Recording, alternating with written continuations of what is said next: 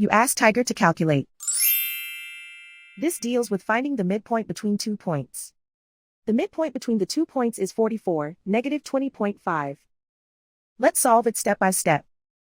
Plot the 2 points and calculate the midpoint using the formula. The coordinates of point 1 are, x1 equals 19, y1 equals negative 23. The coordinates of point 2 are, x2 equals 69, y2 equals negative 18. PM represents the midpoint of the 2 points.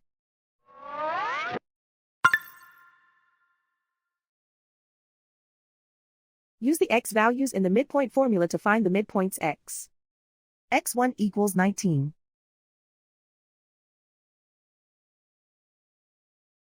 x2 equals 69.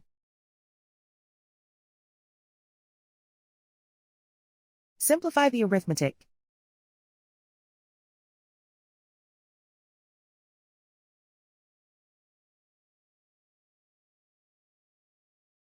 Use the y values in the midpoint formula to find the midpoints y.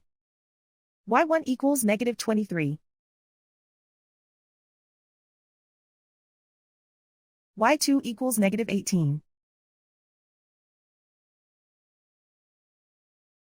Simplify the arithmetic.